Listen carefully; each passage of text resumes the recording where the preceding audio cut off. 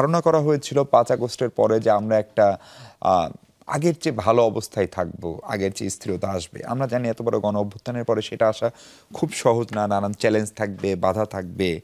কিন্তু 7 মাস পর, 7 মাস ধরেন পার হলো, নতুন একটি সরকার, অন্তর্বর্তী সরকার, সব মিলে আসলে আমরা কেমন আছি? ধন্যবাদ আপনাকে। আমার যারা সহ আলোচক আছে তাদের শুভেচ্ছা, যারা দেখছেন তাদের শুভেচ্ছা। দেখেন, আমরা আসলে 5 আগস্টের পরে যে বাংলাদেশ চেয়েছিলাম, সেই বাংলাদেশে 5 আগস্টের আগ পর্যন্ত আমরা আসলে যে ধরনের পরিবেশ দেখেছি, দেখেন তখন আমাদের প্রত্যেকেরই ফোকাস যেরকম একটা ছিল, এবং আমরা 5 আগস্টের পরে দেখলাম যে আসলে সেই যখন সেই সামনে আসলে বিপদ, আমরা তখন তো একটা বিপদের মধ্যে ছিলাম। বিপদ বলতে আমি যদি বলি যে আমরা একটা ফ্যাসিবাদী ব্যবস্থা চাচ্ছিলাম না, এবং প্রত্যেকেই আমরা এটার বিপক্ষে ছিলাম।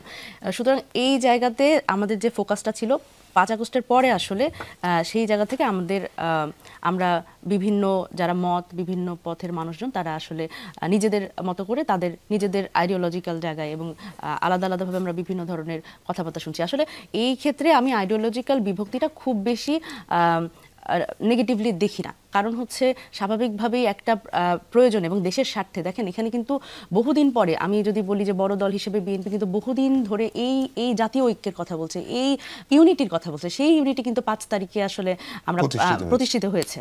সুতরাং সেই জায়গা থেকে 5 তারিখের পরে প্রত্যেকেই যে নিজেদের আমব্রেলার নিচে চলে যাবে, এটা খুবই স্বাভাবিক। তবে আমার মনে হয় যে জাতীয় স্বার্থ, সেইখানে আসলে সবার ইউনাইটেড থাকা খুব প্রয়োজন ছিল, যেটা কিন্তু আমরা দেখতে পাইনি। সুতরাং আমার মনে হয় যে জনস্বার্থ, যে জনগণের স্বার্থ আমি যদি বলি গণস্বার্থ, মানুষের কথা যে চিন্তা করার কথা ছিল, আমরা 5 তারিখের পরে এসে এত বিভক্তির মধ্যে আসলে জনস্বার্থ কি, এবং একটা রাষ্ট্রের যে আমরা যদি বলি যে এখন এসে বলছি যে আমরা সংস্কারের কথা বলছি, এবং একটা অভ্যুত্থান তো শুধুমাত্র একটা নির্বাচনের কারণে হয়নি। আমরা এখন বিএনপির পক্ষ থেকে বা অনেক দলগুলোর পক্ষ থেকে শুনছি শুধু নির্বাচনের জন্য আসলে এই অভ্যুত্থানটা হয়েছিল, সেটা তো আসলে নয়।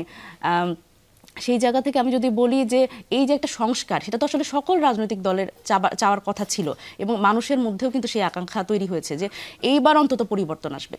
এই 5 তারিখের পরে এই কথাটা আমরা বহুবার শুনেছি যে এইবার হয়তো পরিবর্তন আসবে, এবং এই সংস্কারের কথা এটাই যে আমরা নতুন বলছি ব্যাপারটা কিন্তু তা না।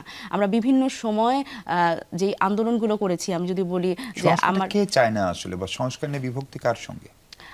আমার মনে হয় যে রাজনৈতিক দলগুলোর এখানে একটা সদিচ্ছার অভাব আমি দেখতে পাই, খুব দেখতে পাই। কারণ আমার মনে হয় যে জনগণের মধ্যে কিন্তু রাজনৈতিক দল মানে জাতীয় নাগরিক পার্টি সহ না, আপনারা না, অবশ্যই না। জাতীয় নাগরিক পার্টি সবসময় এই সংস্কারের কথাই আমরা বলছি বিচার। বিএনপিও তো সেই 2014 সাল থেকে বলছে সংস্কারের কথা। এটাই একটা স্ববিরোধী অবস্থান হয়ে যাচ্ছে তাদের। এই সংস্কারের কথা কিন্তু ওনারা বলছেন, বহুদিন ধরেই বলছেন, এবং ওনাদের, আমি যদি বলি ওনাদের যে আন্দোলন, গত 16 বছর ধরে ওনাদের যে আন্দোলন, এই আন্দোলনের মধ্যে ওনারা বারবার কিন্তু এই সংস্কারের কথা বলেছেন।